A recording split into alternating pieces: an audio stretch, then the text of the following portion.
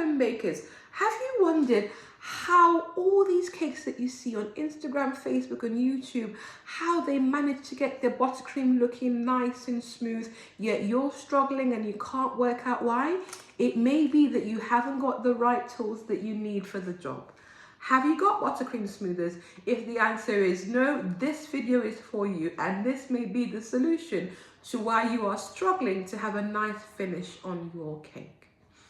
You need buttercream smoothers if you are working with buttercream or ganache. You use this to smooth around your cake, and this is how you get a nice finish. Now, with many cake tools, they come in a wide variety, different shapes, sizes and material. So how do you know which one you need? Because you're probably thinking, I don't quite want to get so many different smoothers and I'm a bit confused. Well, I will help you in this video work out which buttercream smoother that you need for your cake decorating needs.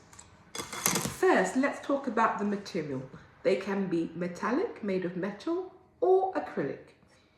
It's good if you can to have an acrylic one and a metallic one. The advantage of a metallic one is that you can heat it up either directly if you've got like a blowtorch, or dipping it in hot water and use that to smoothen and give a final smoothing on your buttercream. So if you look at the video that's showing up in the description, I will show you what I mean by this. And you can only do that if you have a metal one. So it's good to have a metal one. The other materials that smoothers are made of is acrylics. Now with the acrylics, it can come in two versions. You can have one that has a straight edge, nice and straight, and a beveled edge. If possible, get one that has both, so a beveled edge and a straight edge. I actually prefer working with the beveled edge. Other bakers, other cake decorators will like one with a smooth edge, okay? So that's the two. Then you can also get all variety of different fancy smoothers. Like this one is a more like a comb for making stripes, but you can see it has this jagged and they come in various varieties. So with this one, you can use it for the stripes, but it also has a straight end, which you can use for smoothing. The other decision that you need to make is the height. Obviously, if you are making cakes that are tall, you need a smoother that is taller than your cake. So this is the longest one I have, and I will use that when I'm making my double barrel or really tall cakes. So if you're making tall cakes, you want a buttercream smoother that is tall enough or taller than your cake.